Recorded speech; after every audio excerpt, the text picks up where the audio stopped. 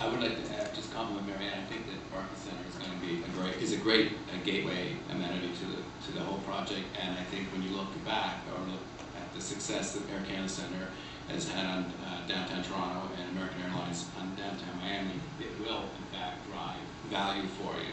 Now, not everybody wants to spend $1 billion on an arena, but I think it's really a really well done project and a great arena. So when we're looking at trying to make our project a little more attractive, we look a little bit at Paul Redmond's projects, in particular Canary. I think the difference going from the World Financial Center to Canary was he went from a single architect, master planner, to multiple architects. And for us, a collection of architects, signature architects, the best architecture in the world is a big component of it. That was repeated at Time Warner Center, where the quality of the materials has a huge effect on people's perception of space and how they want to stay in that space.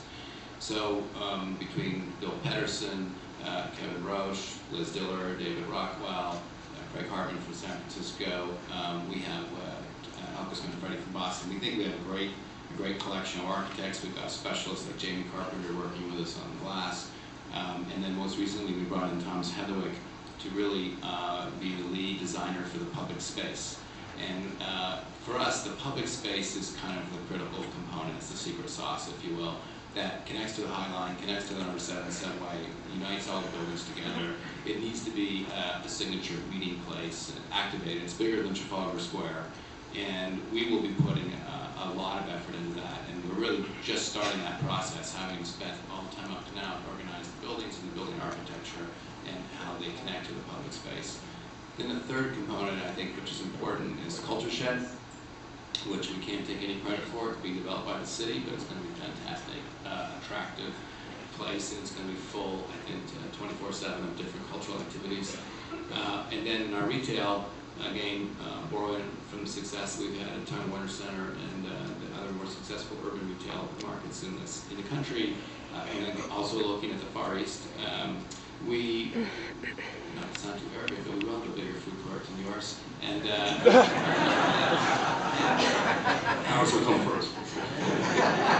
Ours will be better.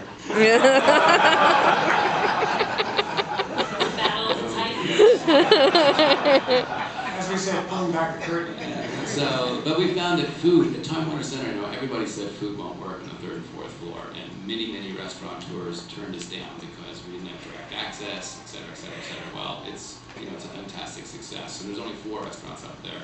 We'll have probably 12 restaurants sprinkled over 3 different levels, a lot more informal, brasserie style, not per se kind of high end, and we just signed a deal with Fairway, which will be the equivalent of what Whole Foods is at Time Warner Center. So we now know that when we studied how people move in and around cities, we did a lot of research in the beginning to ask office workers, residents, and visitor shoppers, what are your favorite neighborhoods in New York, and why are they your favorite neighborhoods? And then we tried to see if there was any common ground between all 3 user groups. And what was interesting is that the common ground was that they all wanted a lively 24/7 neighborhood. And the office worker did not, sing praises for Avenue of the Americas or Park Avenue. The favorite place for an office worker to work, Union Square or Madison Square. Favorite place for people to live, Union Square, Madison Square, or maybe the West Village.